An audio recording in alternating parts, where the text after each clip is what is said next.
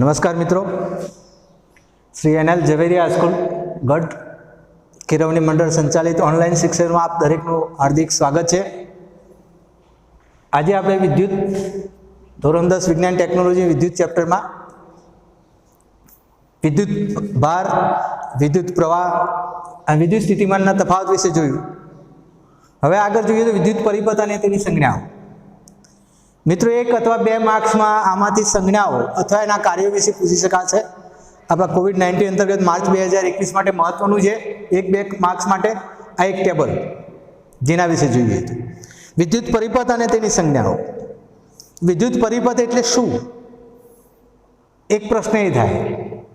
पथ एटले मार्ग, आपणे जाणीए एम कोई चोक्कस विद्युतना साधनोने जोड़ीए अने एनी एक रेखांकित आकृति दौरीए तो परिपथ थयो कहेवाय, विद्युत परिपथ थयो कहेवाय। विद्युत प्रवाह परिपथनी सामान्य एक वाक्य में जो आपणे व्याख्या आपवी होय तो कही शकाय कि विद्युत प्रवाहने सतत अने बंध मार्गने, विद्युत प्रवाहना सतत अने बंध मार्गने विद्युत परिपथ कहे छे। बीजी बाबते बात करवी तो कही शकाय कि बेटरी, कर अने लेम्प जेवा साधन विद्युतीय घटको, वीज घटकोने वाहक तारथी जोड़ीए तो बनता मार्ग ने, बनती प्रणाली ने विद्युत परिपथ कहे छे। तो केटलीक विद्युत घटको जेवा के बेटरी, कर, लेम्प तेमना अने तेमनी संज्ञाओ जे आपणे विद्युत परिपथमां वापरीए ज्यारे रेखांकित आकृति दોરતા હોય ત્યારે અને એમના કાર્યો શું છે એના વિશે જોઈએ। विद्युत परिपथ માટે એક સામાન્ય ઘટના જોઈએ તો મિત્રો અહીંયા તમે જાણો છો આ શું છે? તો આપણે એક બેટરીનો સેલ કહીએ છીએ આને। આ સેલ પાવર છે આપણી પરિભાષામાં, સેલ પણ કહીએ છીએ જેને, જેમાં જોઈ શકાય કે એક પાત્ર છે એલ્યુમિનિયમ। એ એલ્યુમિનિયમના પાત્રની અંદર કેટલાક રસાયણો ભર્યા છે અને એ રસાયણો ભરેલા છે એમાંથી વિદ્યુત ઉર્જા મળે છે। કારણ કે આ બેટરીના સેલને જો બે તાંબાના તારને જોડીએ અને એક નાનો લેમ્પ અહીંયા જોડીએ તો એક બલ્બ, નાનો લેમ્પ ચાલુ થશે। એ ઉપરથી કહી શકાય કે આ વિદ્યુત ઉર્જા ઉત્પન્ન કરે। આમ વિદ્યુત ઉર્જા ઉત્પન્ન કરતું એક સાધન, ઘટક છે, ઉપકરણ કહી શકાય, જેને આપણે બેટરી અથવા સેલ આપણી પરિભાષામાં કહીએ છીએ, પરંતુ આપણા વિજ્ઞાન, ભૌતિક વિજ્ઞાનના ચેપ્ટરની પરિભાષામાં આને વિદ્યુત કોષ કહેવાય। કોષનો અર્થ થાય છે પાત્ર ભૌતિક વિજ્ઞાનની પરિભાષામાં। અહીંયા જે પાત્ર છે એની અંદર રાસાયણિક પદાર્થો ભરેલા છે, નવસાર, કાર્બનની લુગદી અને કાર્બનનો સળિયો, જેમાંથી આપણને વિદ્યુત ઉર્જા પ્રાપ્ત થાય, વિદ્યુત પ્રવાહ મેળવી શકાય એવું સાધન છે, ઉપકરણ છે એમ કહી શકાય, જેને ભૌતિક વિજ્ઞાનની પરિભાષામાં આપણે વિદ્યુત કોષ કહીશું। આ જેમાં જોઈએ તો મિત્રો અહીંયા એક નેગેટિવ લખેલું છે, માઇનસ લખ્યું, એટલે કે આ ઋણ ધ્રુવ તરીકે। અહીંયા જે છે એના ઉપર કેપ છે, લાલ રંગની દેખાય। કેપ ખોલીશું ત્યારે એક કાર્બનનો સળિયો છે જે પ્લસ ધન ધ્રુવ તરીકે કામ કરે છે। આમ ધન ધ્રુવ અને ઋણ ધ્રુવ તરીકે કાર્ય કરશે। જો આ સેલ એટલે કે વિદ્યુત કોષને બે બાજુએ બે એક વાહક તાર લઈએ, એ વાહક તારના બીજા બે છેડો આપણે લેમ્પ સાથે જોડીએ તો એ લેમ્પ ચાલુ થાય, એટલે કે આમાંથી વિદ્યુત ઉર્જા લેમ્પને પ્રાપ્ત થાય છે। લેમ્પ એટલે કે બલ્બ પ્રકાશિત થાય। આ એક નાનું બાબત જેને આપણે વિદ્યુત પરિપથમાં દોરવી હોય તો કહી શકાય કે લેમ્પ છે, લેમ્પને આપણે વિદ્યુત પરિપથમાં આ રીતે દોરીએ છીએ। લેમ્પના વાહકતાના બે છેડાઓ લઈએ અને આપણે લેમ્પ બલ્બ પાવર સાથે જોડાયા છે। આ સેલ છે એટલે કે વિદ્યુત કોષ છે। આ વાહકતાનો એક છેડો લેમ્પના એક છેડા સાથે બીજો છેડો અહીંયા જાય, આ લેમ્પ। આમ આ એક રેખાંકિત આકૃતિ થઈ જેને વિદ્યુત પરિપથ કહેવાય। આમ બેટરી, કર એટલે કે સ્વિચ જેવા ઉપકરણોને વાહક તાર સાથે જોડતા બનતો બંધ માર્ગ એટલે કે વિદ્યુત પરિપથ, જેની કેટલીક સંજ્ઞાઓ વિશે અહીં આપણે જોવું છે। તો વિદ્યુત કોષ એ આપણો વીજ ઘટક છે, જે આપણે અહીંયા જોયો આ વીજ કોષ છે। વીજ કોષ એટલે કે જેને આપણે વ્યવહારમાં સેલ કહીએ છીએ, પાવર કહીએ છીએ, એ બેટરીનો પાવર તરીકે પણ ઓળખીએ છીએ। જેમાં આ વિદ્યુત કોષની સંજ્ઞા જ્યારે આપણે ઉપયોગ કરતા હોઈએ આપણે વાહકતાર સાથે અને એનો ઉપયોગ પરિપથમાં કરતા હોય ત્યારે એની સંજ્ઞા આપણે આ રીતે વાપરીશું। એક મોટી લીટી દોરીશું અને એની સાથે કાળી લીટી દોરીશું જે વાહકતાર બતાવે। એની બાજુમાં મોટી લીટી દોરી, એની બાજુમાં એનાથી નાના કદની લીટી દોરવાની અને એક આડી લીટી દોરીશું. એટલે કે જે મોટી લીટી છે એ ધન ધ્રુવ પ્લસ વડે દર્શાવીએ બતાવે છે. નાની લીટી છે તે ઋણ ધ્રુવ એટલે કે માઇનસ બતાવે. એટલે કે જો અહીંયા આપણે આ સેલ લઈએ તો આ સેલમાં આ પ્લસ આ માઇનસ, આ પ્લસ આ માઇનસ, અહીંથી એક વાગતા આમ જશે, એક વાગતા આમ જશે, એટલે આપણે આ વિદ્યુત કોષ દર્શાવે એમ કહી શકાય.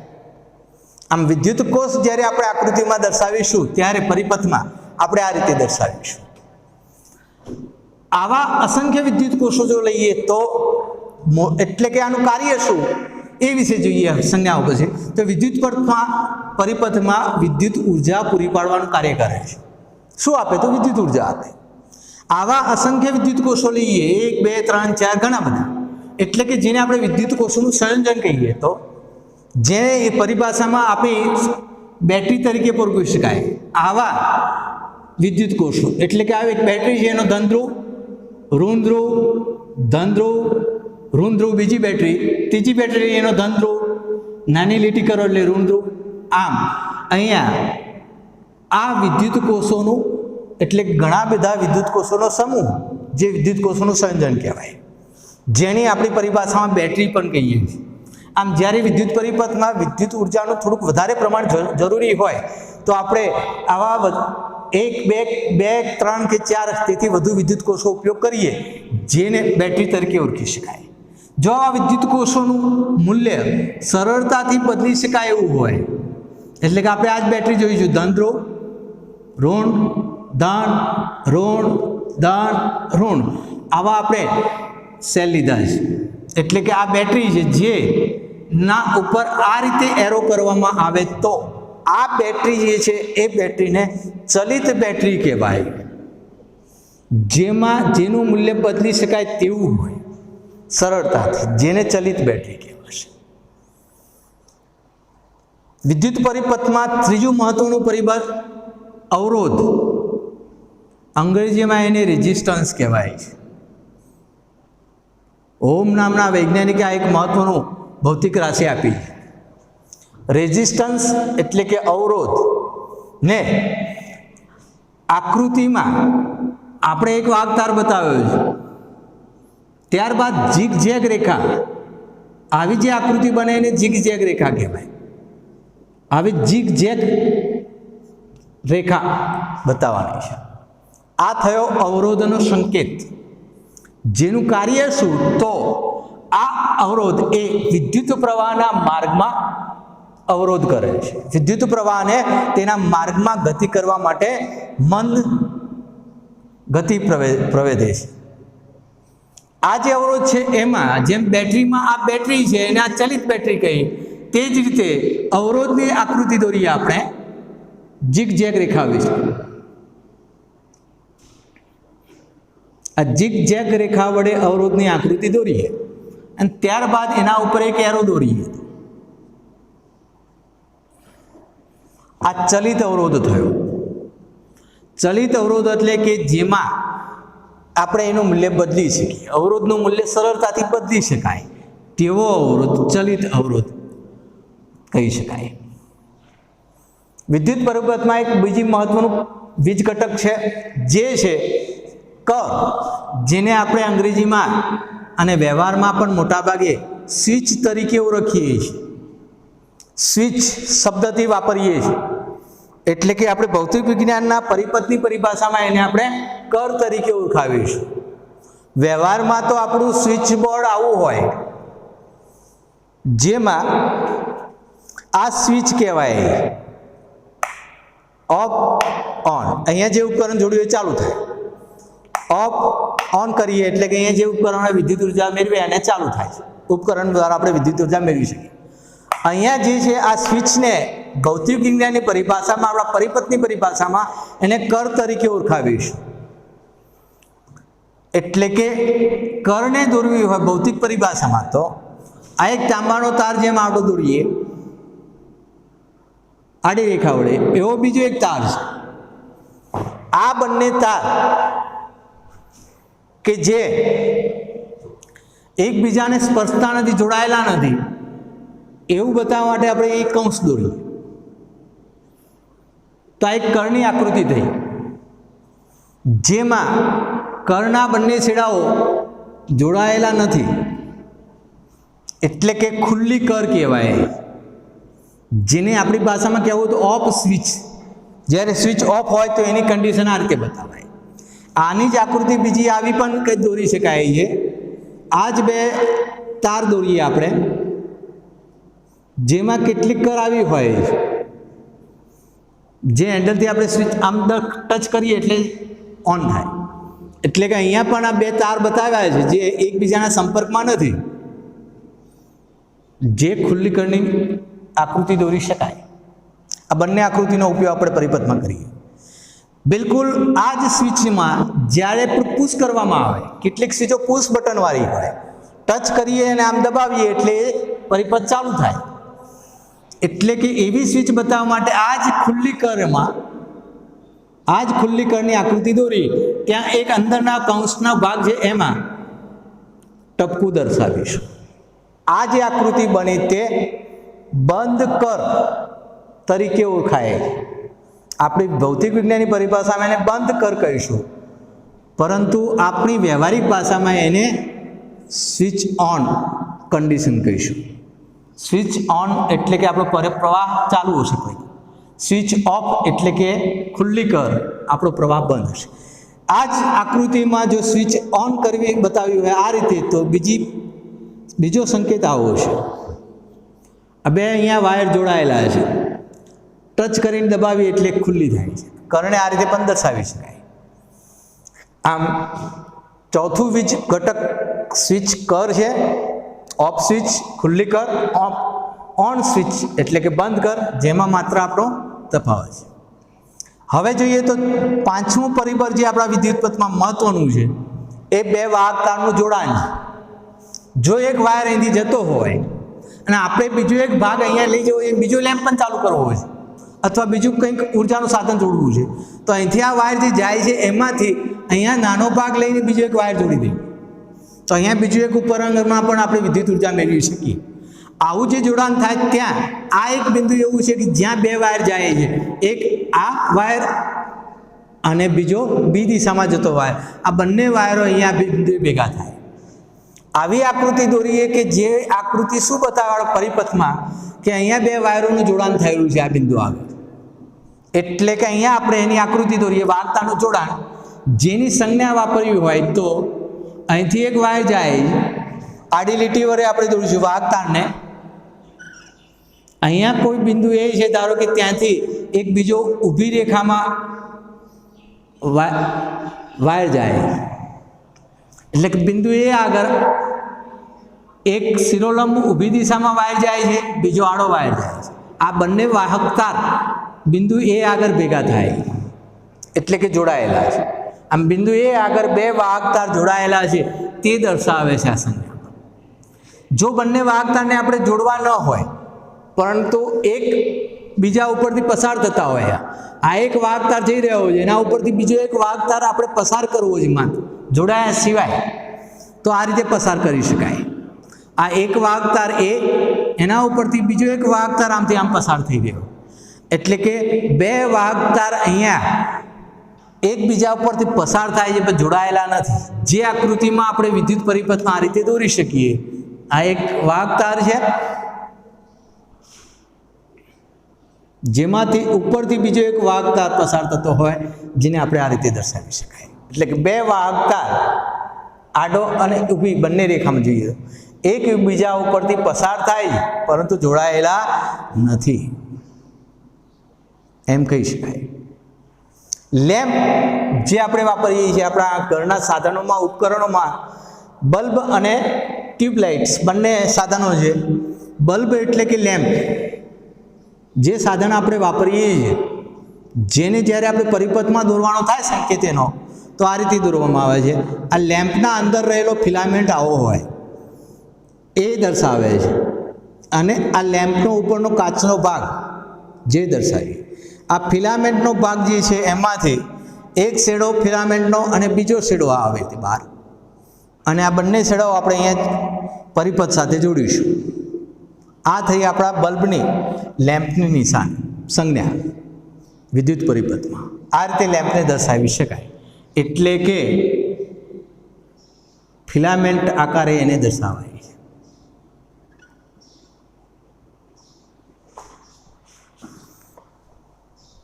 ત્યારબાદ મહત્વની આકૃતિઓ અને પરીક્ષા પૂછાય એવા ત્રણેય ભાગ જોઈએ. તો ગેલ્વેનોમીટર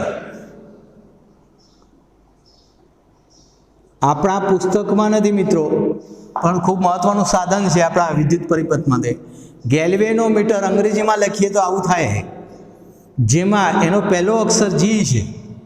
આથી ગેલ્વેનોમીટર જો જુઓ તો એમાં બિલકુલ આપણા ઓડોમીટર જેવું સાધનોમાં જોવા મળતું સ્પીડોમીટર જેવું સાધન છે, અને એના ઉપર એ રીતે અંકન કરેલા હોય છે આંકડાઓ માપનના. આમ એ દર્શાવવા માટે આપણે એને રાઉન્ડ શેપ આપીએ, અને આ જે સાધનનું નામ છે ગેલ્વેનોમીટર, આથી કેપિટલ જી વડે દર્શાવીએ. એક છેડા સાથે એક વાહકતાર અને બીજા છેડા સાથે બીજો વાહકતાનો છેડો જોડીએ તો આવી આકૃતિ બને, જે ગેલ્વેનોમીટરની આકૃતિ થાય. એટલે કે એક વર્તુળાકાર આકૃતિ દોરીએ, જેમાં કેપિટલ જી લખીશું, અને જીની બંને બાજુએ, ડાબી અને જમણી બાજુએ આડી રેખા વડે બે વાહકતાના જોડાણ બતાવીશું. એટલે કે આ સાધનનું નામ ગેલ્વેનોમીટર થયું. પરિપથમાં આવું ક્યાંક આપણે આકૃતિમાં દોરેલું હોય તો એનો અર્થ થાય અહીંયા ગેલ્વેનોમીટર જોડેલું છે. ગેલ્વેનોમીટરનું કાર્ય ખૂબ મહત્વનું છે, પરીક્ષામાં પૂછાય એવું છે. તો ગેલ્વેનોમીટર શું કરે? તો વિદ્યુત પ્રવાહની હાજરી નોંધવા માટેનું સાધન છે. ધ્યાન આપજો, વિદ્યુત પ્રવાહની હાજરી નોંધવા માટે. એટલે કે ધારો કે કોઈ વાહક તાર છે, તાંબાનો તાર, એને આપણે કોઈ બેટરી સાથે જોડીએ. હવે બેટરીની આકૃતિની ખ્યાલ હશે તમને. આ ધન ધ્રુવ, નાની લીટી, ઋણ ધ્રુવ. ત્યારે આ વાહક તારમાંથી વિદ્યુત પ્રવાહ જતો હશે, તો આની સાથે આપણે જો ગેલ્વેનોમીટર જોડી હોય તો આ ગેલ્વેનોમીટર શું બતાવશે કે ધન ધ્રુવમાંથી વિદ્યુત પ્રવાહ ઋણ ધ્રુવ તરફ આગળ વધે ત્યારે એ વધે છે. ગેલ્વેનોમીટરમાં જેમ આપણા સ્પીડોમીટરમાં આંકણ હોય છે, એવું એક સેન્સર હોય, કાંટો હોય, જે આમ વાઇબ્રેટ થશે, એટલે કંપન અનુભવશે. જેથી કહી શકાય કે જેવું ઓન કરો એવો એ કાંટો આપણને એના કંપન ઉપરથી બતાવશે કે અહીંયા વિદ્યુત પ્રવાહ પસાર થઈ રહ્યો છે આ વાહકતારમાંથી. આમ વિદ્યુત પ્રવાહની હાજરી નોંધવા માટે, એટલે કે જે તે વાહકમાંથી વિદ્યુત પ્રવાહ પસાર થઈ રહ્યો છે કે કેમ, જે નોંધવા માટે જેની હાજરી બતાવશે, એ માટેનું મહત્વનું ઉપકરણ છે ગેલ્વેનોમીટર. ખૂબ મહત્વની આકૃતિ અને એનું કાર્ય કહી શકાય, આઈએમપી તરીકે ટીક કરી શકાય મિત્રો. ત્યારબાદ 8મા ક્રમે આવતું આપણું વિદ્યુત ઉપકરણ, જે પણ મહત્વનું, જેના વિશે પણ આપણે આગળ જોઈ ગયા છીએ કે એક મહત્વની ભૌતિક રાશિ આપણે આગળ જોઈ ગયા, વિદ્યુત પ્રવાહ, ઇલેક્ટ્રિક કરંટ, જેને અંગ્રેજીમાં કહી શકાય. ઇલેક્ટ્રિક કરંટ વિશે આપણે જોઈ ગયા આગળના ભાગમાં. એટલે કે જે વિશેની માહિતી આપણને હેનરી એમ્પિયર નામના વૈજ્ઞાનિકે આપેલી, એ આધારે વિદ્યુત પ્રવાહ માપવા માટેનું સાધન નું નામ આપણે એમીટર આપેલું. એટલે કે આ સાધનને પણ આપણે વિદ્યુત પરિપથમાં મૂકી અને જોડીએ તો એને દર્શાવવું હોય તો ગેલ્વેનોમીટરની જેમ જ એક વર્તુળાકાર આકૃતિ દોરીશું, જેમાં કેપિટલ એ દર્શાવીશું, એટલે કે એમીટર છે, અને બંને છેડે બે વાહકતાના બે છેડાઓ જતા હશે, એટલે કે આપણે આડી રેખા વડે દર્શાવીશું. પરંતુ એ મીટરમાં એક તફાવત એ આવશે કે કોઈ એક છેડો એ ધન છેડો જોડાશે વાહકતાનો, બીજો છેડો એ બેટરીનો ઋણ છેડો જોડાશે. એટલે કે પ્લસ માઇનસની નિશાને આપણે એ મીટરમાં બંને છેડે દર્શાવીશું, જે કે જે મીટર આપણે બેટરીના ધન અને ઋણ છેડા સાથે જોડાયેલું છે એ દર્શાવશે. એ મીટર શું કરે છે? તો વિદ્યુત પ્રવાહને માપવા માટેનું સાધન છે. કેટલો વિદ્યુત પ્રવાહ એ સાધનમાંથી પસાર થઈ શકે છે એ માપી શકાય, જે વિશે આપણે આગળ ચર્ચા કરેલી છે વિદ્યુત પ્રવાહ. આમ એ મીટરનો સંકેત બિલકુલ ગેલ્વેનોમીટરની જેમ જ એક વર્તુળાકાર આકૃતિ દોરીશું, બિલકુલ એના મધ્યે કેપિટલ એ દર્શાવીશું, જે એ મીટર દર્શાવે છે. હવે આપણે જોઈએ તો જે એ મીટરના બંને બાજુએ ડાબી અને જમણી બાજુએ આડી લીટી દોરીશું, એટલે કે જે આપણને એના બે ધ્રુવો ઉપર હશે એ મીટરમાં હશે, એક પોઝિટિવ નેગેટિવ બતાવશે, લાલ રંગનો હશે પોઝિટિવ, બ્લેક રંગનું બટન હશે એ નેગેટિવ હશે. એટલે કે એ મીટરમાંની આકૃતિ વિદ્યુત પરિપથમાં આ રીતે દર્શાવી શકાય. જો આવી આકૃતિ આપણા વિદ્યુત પરિપથમાં વાહકતાર સાથે જોડેલી હોય તો કહી શકાય એ મીટર છે. સિમિલરલી તે રીતે જ આપણે બીજી ભૌતિક રાશિ જોઈએ, આપણે વિદ્યુત સ્થિતિમાન, એટલે કે વોલ્ટેજ. વોલ્ટેજ માટે મહત્વનું સાધન આપણે જોઈ ગયા, જે બેટરી છે પરંતુ વોલ્ટેજ ઉત્પન્ન કરે, પરંતુ વોલ્ટેજ કેટલો પસાર થાય એ માપવા માટેનું જે સાધન હોય, એટલે કે વોલ્ટેજ માપવા માટેનું સાધન, એટલે કે વિદ્યુત સ્થિતિમાન માપવા માટેનું સાધન, બીજી પરિભાષામાં કહીએ તો માપવાનું સાધન, જેને વોલ્ટમીટર કહેવાય. વોલ્ટા નામના વૈજ્ઞાનિકે આપણને આના વિશે માહિતી આપી છે, વિદ્યુત સ્થિતિમાન વિશે, જે વિશે આપણે જાણીએ છીએ. આધારે આપણે વિદ્યુત સ્થિતિમાનનો એકમ વોલ્ટ લીધો અને તે માપવા માટેનું સાધનને વોલ્ટમીટર કહેવાય. તો બિલકુલ ગેલ્વેનિટો એ મીટરમાં આકૃતિઓ જોઈ તે રીતે જ એક વર્તુળાકાર આકૃતિ દોરીશું. બિલકુલ એના મધ્યે કેપિટલ વી એટલે કે વોલ્ટમીટર ફોર વી દર્શાવીશું. તેના બંને ડાબી અને જમણી બાજુએ આડી લીટી દોરીશું, જે દર્શાવે છે વાહક તારના સાથેનું જોડાણ અથવા અવરોધક તાર સાથે જોડાણ. એટલે કે એક છેડો ધન ધ્રુવ હશે, બીજો છેડો ઋણ ધ્રુવ સાથે જતો હોય. એ મીટરની જેમ એમાં પણ બંને બાજુએ પ્લસ માઇનસ આપણે કરીશું. એટલે કે અહીંયા આપણે ટેબલમાં જોઈએ તો વર્તુળાકાર આકૃતિ દોરીને વોલ્ટમીટર ફોર વી કેપિટલ અને ડાબી અને જમણી એટલે કે બંને બાજુએ બે છેડાઓ જોડીશું, એક ધન છેડા સાથે પ્લસ, બીજો ઋણ છેડા સાથે નેગેટિવ માઇનસ, એવી નિશાનો દર્શાવીશું જે વોલ્ટમીટરની છે. આ ત્રણેય ખાસ મહત્વના સંજ્ઞાઓ અને કાર્યો પણ છે. એટલે આ ત્રણેય મહત્વના છે. ઉપરના પણ કેટલાક ચલિત અવરોધ અને અવરોધ, સિમિલરલી બેટરીઓમાં પણ એક ચલિત બેટરી અને સામાન્ય બેટરી આપણે જોઈએ છીએ વિદ્યુત કોષના જોડાણના સંયોજનોમાં, જે વિશે ખાસ મહત્વનું છે. આમાંથી આકૃતિઓ પરીક્ષામાં પૂછાઈ શકે છે.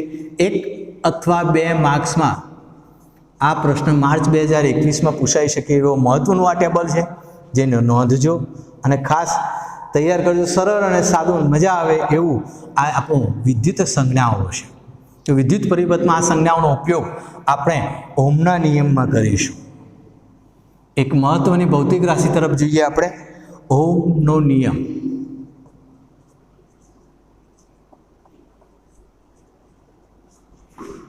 ઓહમના નિયમને સંગત કેટલાક ઉદાહરણો અને એ વિભાગ આ વખતે નવા જે પરિરૂપ છે COVID-19 અંતર્ગત જેમાંથી કટ કરેલું છે, જે વિશે નહીં જોઈએ પણ ઓહમના નિયમ વિશે થોડો પરિચય મેળવી લઈશું. જ્યોર્જ સાયમન ઓહમ નામના વૈજ્ઞાનિકે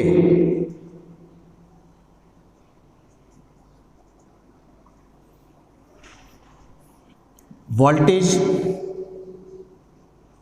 એટલે કે વિદ્યુત સ્થિતિમાન કેપિટલ વી, વિદ્યુત પ્રવાહ જેને સંકેતમાં આપણે આઈ તરીકે ઓળખીએ, આઈ વચ્ચેનો સંબંધ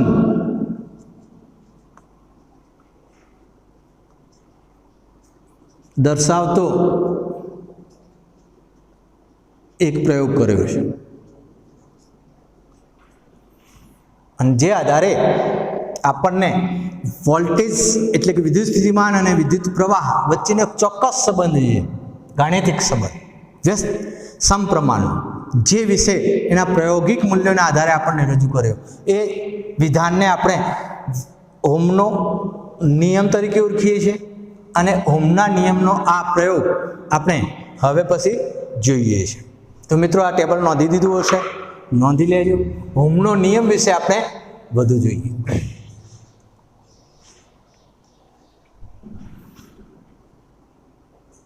પરીક્ષામાં 3 માર્ક્સમાં પૂછી શકાય કે ઓહમનો નિયમ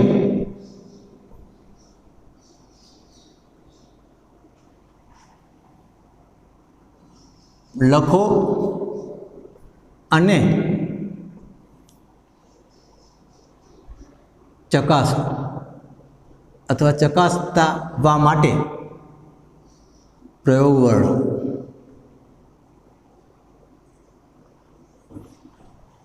ઓહમનો નિયમ લખો અને એમ કહ્યું હોય તો ઓહમના નિયમનું વિધાન લખવાનો માર્ક્સ હશે. ઓહમના નિયમનું વિધાન લખવા માટેનો માર્ક્સ હશે અને માત્ર વર્ણન કહ્યું હોય તો આપણે એનું વર્ણન કરવાનું છે. આપણે ઓહમના નિયમનો પ્રયોગ જોઈએ અને ત્યાર પછી એના ઓહમના નિયમ ઉપર જઈએ છીએ, જે વિશે આપણે જોઈએ.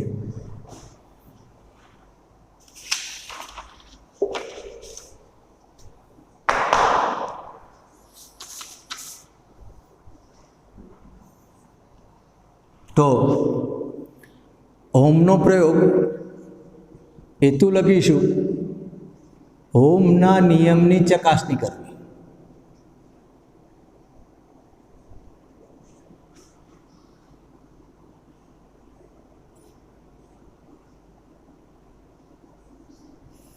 જ્યોર્જ ઓહમે આપણને એક ચોક્કસ સંબંધ આપ્યો છે અને એની ચકાસણી આપણે કરીએ.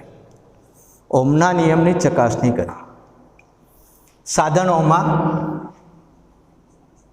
વિદ્યુતના આપણે હાલ જે જેવા પરિપથના સંજ્ઞાઓ એ આધારે એ સાધનો લઈશું, જેમ કે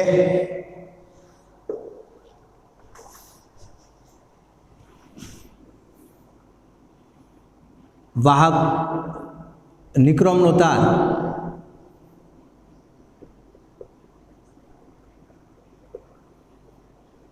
અવરોધક તરીકે,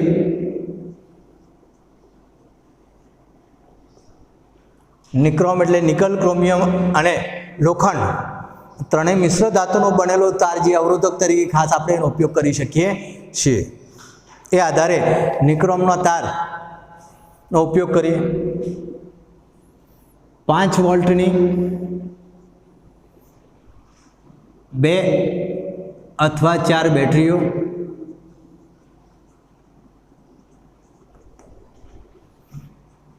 કર્વ,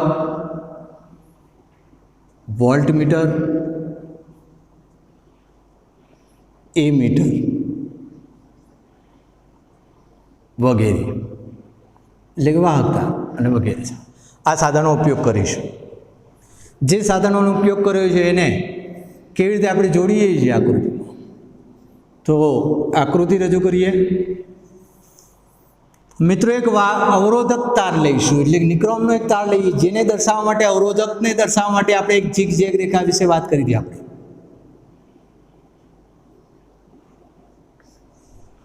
અવરોધક તારની સંજ્ઞા થાય આપણે વિદ્યુત પરિપથ દોરીએ છીએ. હવે આ અવરોધક તાર છે તેનો એક છેડો અને એક બીજો છેડો છે. બીજા છેડા સાથે અહીંયા આપણે એ મીટર જોડીએ છીએ. એ મીટર એટલે કે એક વર્તુળ દોરીશું અને તેના 2 છેડા બતાવીશું. વર્તુળના આ છેડા સાથે અહીંયા આપણે જોઈશું તો એ મીટરનો બેટરી સાથે જોડવાનો આ છેડો, જે બેટરી સાથે જોડીશું એનો ધન ધ્રુવ એટલે કે મોટી લીટી, ત્યાર પછી નેગેટિવ, પોઝિટિવ, નેગેટિવ એટલે ઋણ ધ્રુવ. આવા અસંખ્ય કોષોનું સંયોજન એટલે બેટરી થાય. આ ઋણ ધ્રુવ શાંતિ. એક ધ્યાન આપવાનું કે અહીંયા પ્લસ મોટી લીટી, જ્યારે છેલ્લો ભાગ હોય નાની મોટી કરો ત્યારે અહીંયા નાની લીટી. એક પ્લસ, એક મોટી, એક નાની એટલે એક વિદ્યુત કોષ થાય. બીજી એક મોટી, એક નાની એટલે બીજો એક વિદ્યુત કોષ થાય, એવું કહી શકાય. અહીંયા આ નેગેટિવ છે. આ વાહક તાર, તાંબાનો તાર, જેને આપણે અવરોધક તારના બીજા છેડા સાથે જોડીશું. વચ્ચે આપણે એક સ્વિચ રાખીએ. વચ્ચે એક સ્વિચ એટલે કે જેને આપણે કર્વ તરીકે ઓળખાવી, આ કૌંસ વડે દર્શાવતા થાય. આ વાહક તાર છે. સ્વિચ કર્વ કે તરીકે ઓળખાવીએ. આ આપણી બેટરી છે એટલે કે એને વિદ્યુત કોષોનું સંયોજન બેટરી તરીકે જ ઓળખીશું. એ મીટર અવરોધક તાર એટલે કે રેઝિસ્ટન્સ આપે છે, માટે આર તરીકે ઓળખાવીએ. અંગ્રેજીમાં અવરોધને રેઝિસ્ટન્સ કહીએ, જે આગળ જોઈશું. હવે જોઈએ તો બીજું એક સાધન આપણું બાકી છે, વોલ્ટ મીટર, જે હંમેશા ધ્યાન આપજો, એ મીટર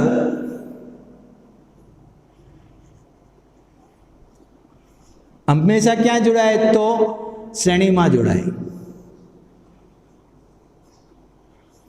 એટલે કે અહીંયા જે વાહક તાર છે એની શ્રેણીમાં જોડેલું છે એમ કહી શકાય. આ અવરોધક તાર છે, એક છેડો અહીં જાય છે, એક છેડો એ મીટર સાથે જાય, એ મીટરનો એક છેડો આપણી બેટરી સાથે ગયો અને એક ક્રમશ આગળ વધ્યો. આમ અહીંયા અવરોધક તાર અને એ મીટર શ્રેણીમાં છે.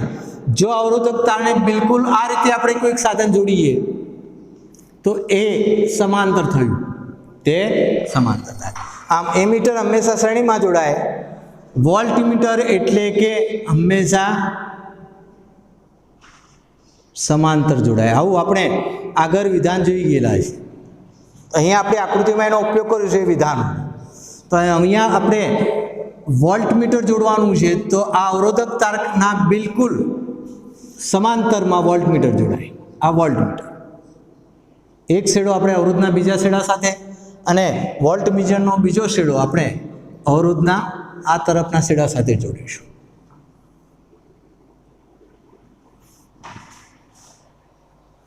સમાંતર એટલે કે રેલવેના બે પાટાઓ એકબીજાને સમાંતર હોય એમ અહીંયા અવરોધ અને વોલ્ટમીટર બંને એકબીજાને સમાંતર છે. વોલ્ટમીટર હંમેશા સમાંતર જોડાય, જ્યારે એ મીટર હંમેશા શ્રેણીમાં જોડાય. આ વિધાન ખાસ નોંધો. આ થઈ આપણા ઓહમના નિયમે જે વિદ્યુત પરિપથ મેળવ્યો એના આધારે જે સિદ્ધાંત મેળવ્યો એની આકૃતિ. એટલે કે પદ્ધતિમાં લખી શકાય કે આકૃતિમાં દર્શાવ્યા મુજબ અવરોધક તાર, બેટરી, કર અને તેમની સાથે શ્રેણીમાં એ મીટરને જોડો, વોલ્ટમીટરને અવરોધક તારની સમાંતર જોડો. હવે આપણે શું કરીશું? તો કર ચાલુ કર્યું છે, આ ઓફ સ્વિચ છે.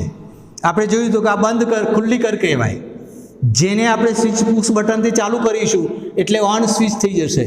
એટલે કે હવે આપણે સ્વિચ ઓન કરી, સ્વિચ ઓન થવું એટલે કે બંધ કર કહેવાય આની પરિભાષામાં, આપણી સંજ્ઞા. હવે જેવી સ્વિચ ઓન કરશો તો શું થશે? બેટરીમાંથી વિદ્યુત પ્રવાહ આગળ વધશે. બેટરીના ધન ધ્રુવમાંથી ક્રમશઃ આગળ એ મીટર અવરોધક તારમાંથી પસાર થઈને આ તરફ આવશે, જેને આપણે આ રીતે રેખાંકિત કરી શકીએ. આમ પ્રવાહ આગળ વધશે. જે પૈકી વાહક તારમાંથી જ્યારે પસાર થાય ત્યારે કેટલા એમ્પિયર પ્રવાહ પસાર થઈ રહ્યું છે અને કેટલાક વોલ્ટેજ આપે છે તે આપણે માપી શકીશું.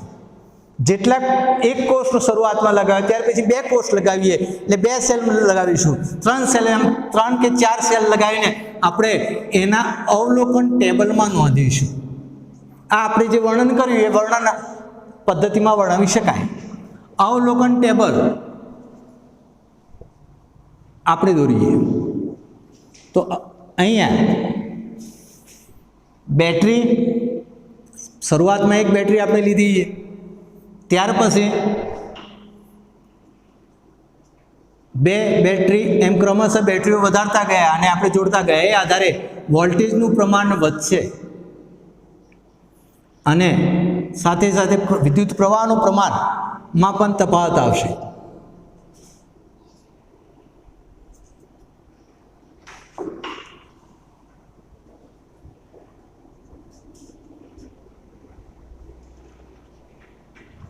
અવલોકન ટેબલ નોંધીએ છીએ, જે જ્યોર્જ હોમ નામના વૈજ્ઞાનિકે આ પ્રયોગના આધારે શું તારણ કાઢ્યું છે જોઈએ. શરૂઆતમાં એક બેટરી લીધી અહીંયા જોડાણમાં અને એમને વોલ્ટમીટરને એમ્પિયરનું માપ આપ્યું. તે સમયે ધારો કે 5 વોલ્ટમીટર બતાવતું, એમ્પિયર આપણને 0.5 એમ્પિયર બતાવતું હતું વિદ્યુત પ્રવાહ એ મીટર.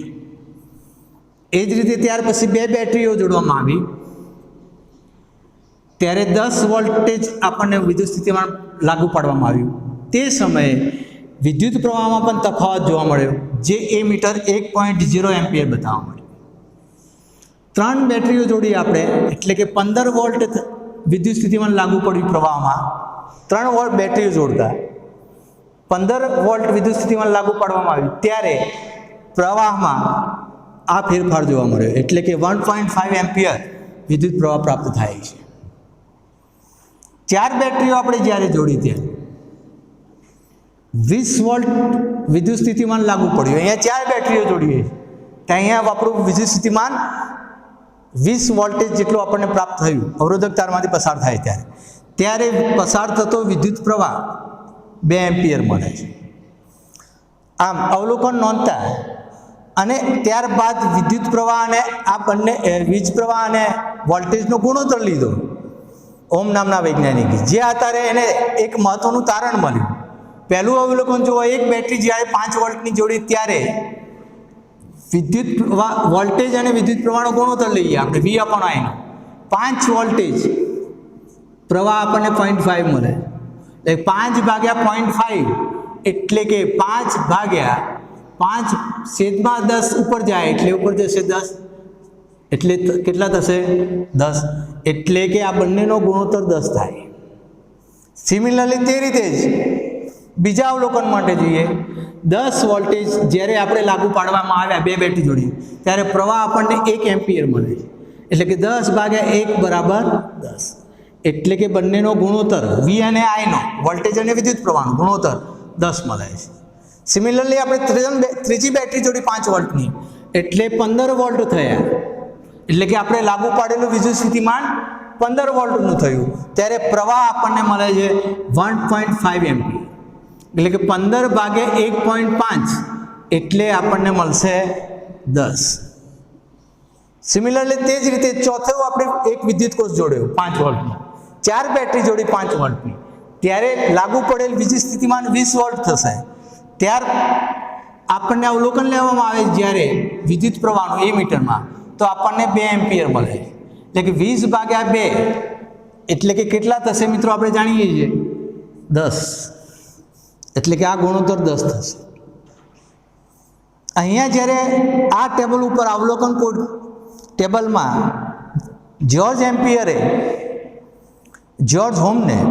જ્યોર્જ સિમન હોમ કે જેમને નજર કરી તો જોવા મળ્યું કે વીજ સ્થિતિમાન જ્યારે જુદું જુદું આપણે લાગુ પાડીએ ત્યારે વિદ્યુત પ્રવાહનું મૂલ્ય વધતું જાય છે અને વોલ્ટેજ એટલે કે વીજ સ્થિતિમાન અને વિદ્યુત પ્રવાહનો ગુણોત્તર એક ચોક્કસ મળે છે. આમ અસંખ્ય અવલોકન લેતા પણ એક ચોક્કસ મળે છે. એક ચોક્કસ ભૌતિક પરિસ્થિતિ માટે આ અવલોકન લઈએ તો જે માહિતી ઉપરથી એમને એક તારણ નિર્ણય કાઢ્યો છે, જે તારણ નિર્ણયને ઓહમના નિયમ તરીકે ઓળખવામાં આવે છે. એટલે કે ચોક્કસ ભૌતિક પરિસ્થિતિમાં ધ્યાન આપજો, હવે ઓહમનો નિયમ આ તારણ ઉપરથી અવલોકન ટેબલ ઉપર જોઈએ, નિર્ણય પણ આપણા પ્રયોગમાં પૂછાય તો નિર્ણય લખી શકાય અને ઓહમના નિયમ તરીકે પણ આ વિધાનને જાણી શકીએ. ધ્યાન આપજો, ચોક્કસ ભૌતિક પરિસ્થિતિમાં વિદ્યુત પરિપથને લાગુ પાડે વિદ્યુત પરિપથમાંથી પસાર થતો વિદ્યુત પ્રવાહ I અને લાગુ પાડેલ વીજ સ્થિતિમાન V એકબીજાને સમપ્રમાણમાં હોય છે. આ એનું તારણ હતું, જે તારણને ઓહમના નિયમ તરીકે ઓળખવામાં આવે છે. આમ આ તારણ ઉપરથી ઓહમના નિયમનું વિધાન આપણને પ્રાપ્ત થાય છે. ઓહમનો નિયમ લખો એવું પૂછાય તો આ પ્રયોગનો નિર્ણય અથવા તારણ જેને ઓહમ નિયમ તરીકે ઓળખી શકીએ. એટલે કે ચોક્કસ ભૌતિક પરિસ્થિતિ એટલે કે નિશ્ચિત ભૌતિક પરિસ્થિતિમાં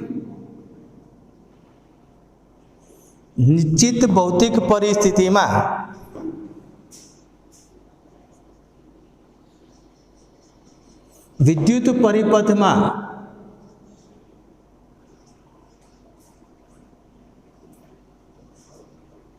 વહેતા વિદ્યુત પરિપથમાં વહેતો વિદ્યુત પ્રવાહ, જેને સંકેતમાં આપણે I વડે દર્શાવીએ, સંકેત લખીએ વિદ્યુત પ્રવાહ I, અને વિદ્યુત સ્થિતિમાન એટલે કે વીજ સ્થિતિમાન એટલે કે વોલ્ટેજ V સમપ્રમાણમાં હોય છે.